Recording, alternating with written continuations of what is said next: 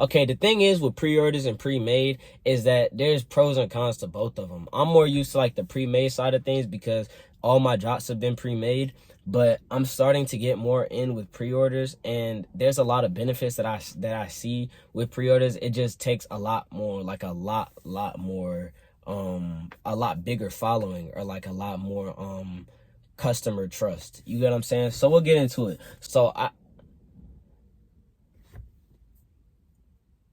Okay, so I personally think that pre-made is the better route if you're just starting, if it's something like local, and like you it's not like really intricate designs, it's not nothing high fashion, and it's just like, some cool little calm hoodies or t-shirts or whatever it is. I personally think pre-made is cool because that'll give you ways, or that'll give you a way to work on like your actual salesmanship skills, or like your sales skills. Because my advice when doing pre-made, like what I would do is I would get like the MOQ, like the minimum order requirement, or the minimum order quantity, from whoever your manufacturer is. Or like I said, since it's not like a major design, you can just find a DTG store in your like local area or something, get you about 25 30 shirts, 30 hoodies or something, and then you can even go out, like if you in high school, you can go out and sell at your school, make you some some cool little pocket chains, and then it wouldn't be that big of an investment because your ROI would be bigger, because you already you put however much money, put like $250 into your little small DTG store, or your DTG printing store. You get you like 25 some shirts back, you sell all of them for like $25 a pop. Then you'll get like you get what's 25 times 30 is, however that, do the math, I ain't doing it, but but yeah, it gets you some quick little change, and that's like a good way of working on like your communication skills as well. Like, talking to people, telling them about your brand, getting people more accustomed to who you are as a person, who's like behind the brand. Because that's really a big thing too. Because if people know who's behind the brand that they're purchasing from, and if they're a good person or not, then that's going to encourage them to want to like support the person and their mission more than just the brand. Like, they're going to want to support you for you being you. You get what I'm saying? So I think pre-made would be good. And if you're looking like online pre-made, that's the only like area where I would say that it's not the best. Because if you don't have like A1 marketing, like if your marketing isn't on point, like you on it, posting TikToks, reels, shorts, making YouTube videos, doing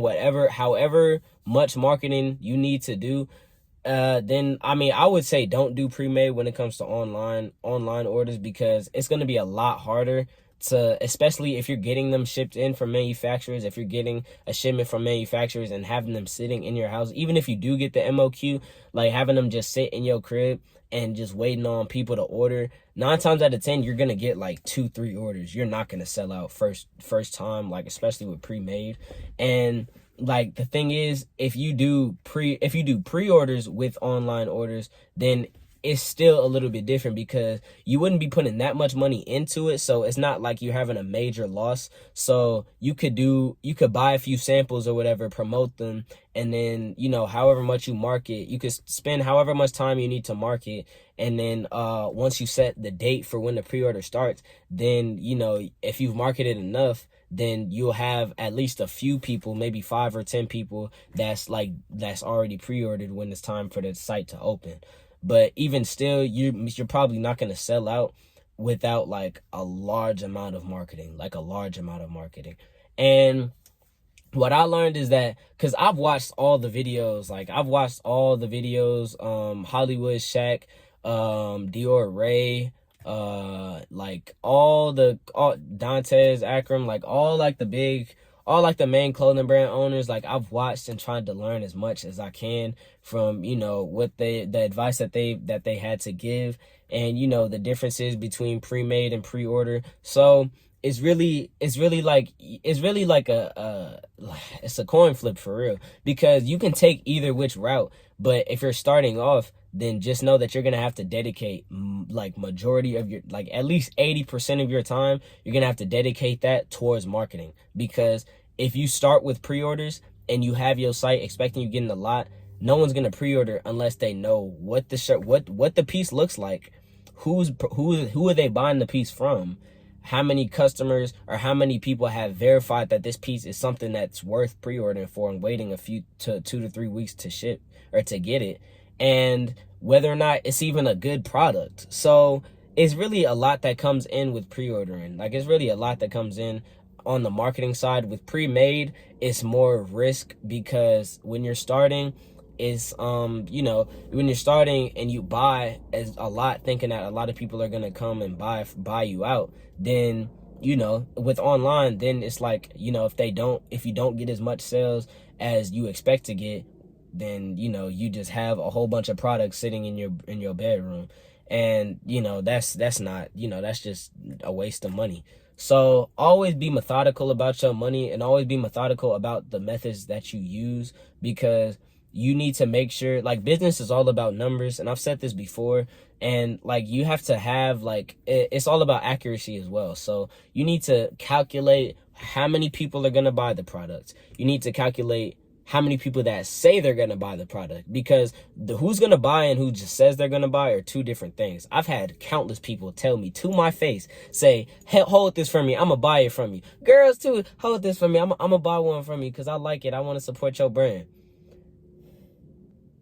Anyways, so yeah, so you got to calculate who's going to buy your product, who says they're going to buy your product, the time it took to market the product, the money it takes to market the product. If you want to do like paid ads, you have to do how much are you paying for the manufacturer samples, how much are you paying for the bulk order when it comes time for the pre-orders to come in, how much are you paying for the website, how long is the website going to be running until you shut it down for the pre-order site, how long is, like, how much are you gonna spend on the whole process, and how much do you expect to make back in profit. Like, it's just so much numbers. And if you're not, like, I'm not much of a math person except when it comes to money, but like, it's just numbers is gonna be like running your business for real. Like, it's all about numbers, like everything. So you just gotta calculate a lot of stuff, and you gotta expect, I always say, predict for the worst things to happen,